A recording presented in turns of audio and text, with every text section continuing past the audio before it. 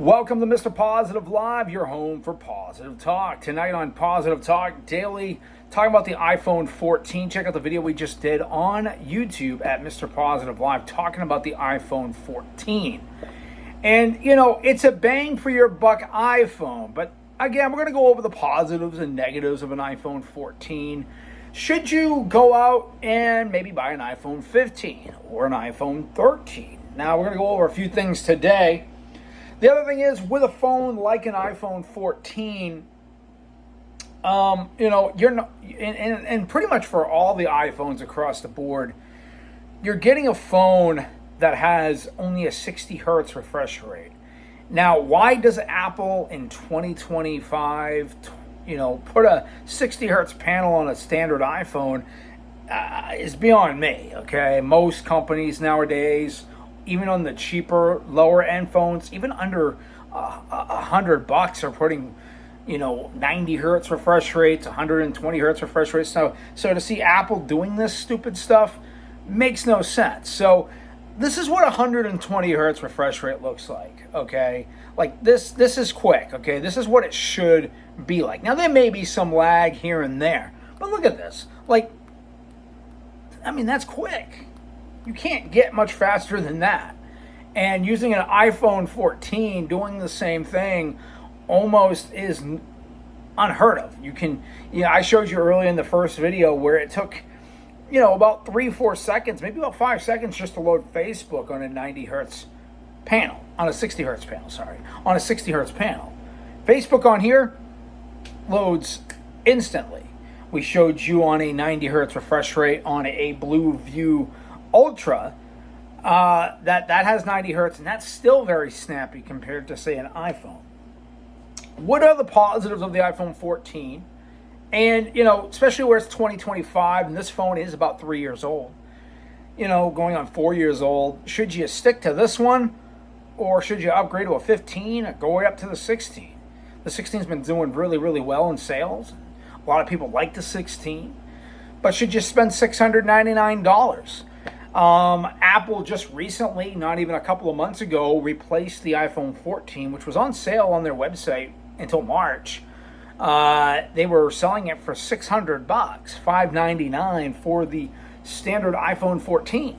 As soon as the SE came out, iPhone SE, 16e, the iPhone 16e came out, they discontinued the iPhone 14, and they also discontinued the iPhone SE third generation, okay, which at the same time made it harder for consumers to say, okay, so I got to choose between an iPhone 16e, where you're losing you're losing one camera, you're going from having two cameras to only one that's supposedly a 48 megapixel and still shoots 12 megapixel, where you have to go in and change the settings to 48 megapixel.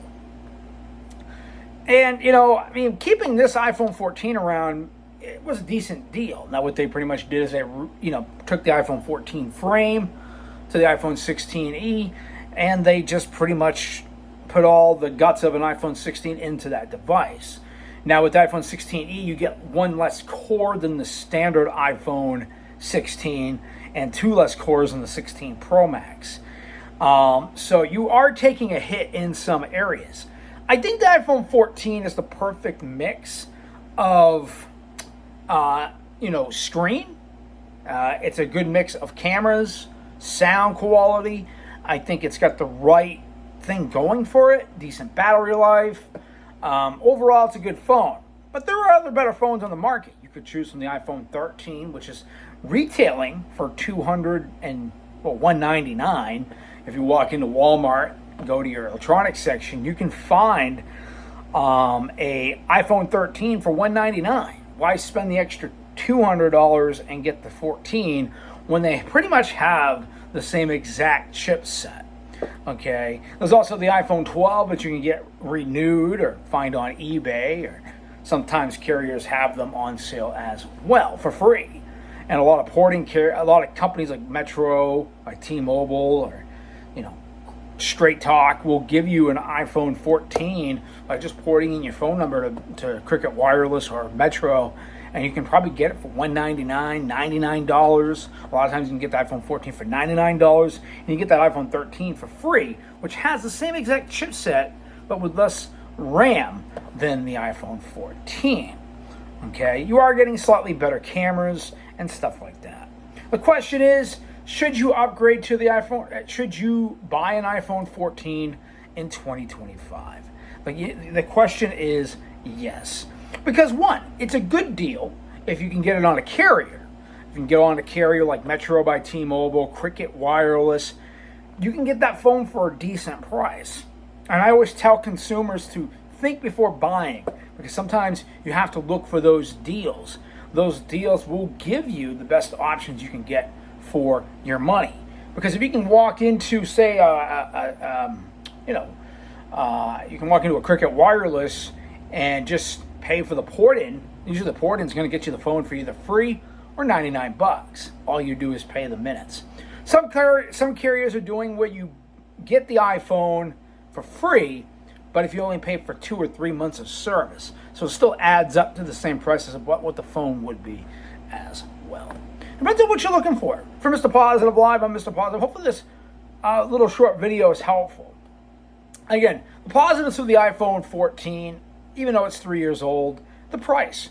You can get it on carriers for $99. You can get port-in deals and stuff like that. You're getting a 6.1-inch, HD. It's basically an OLED display. You're getting, you're getting 1,200 nits of brightness, so that's pretty good. So good viewing outdoors. You are getting a slight notch on the top, but hey, that's okay. You are getting stereo speakers. You are getting 4K video recording, cinematic modes. You're getting an ultra-wide, 12-megapixel ultra-wide and 12-megapixel standard camera. And looking at cameras side to side from the 15 and the 16, there's really not much of a difference, really. For Mr. Positive Live, I'm Mr. Positive. Get an iPhone 14 today.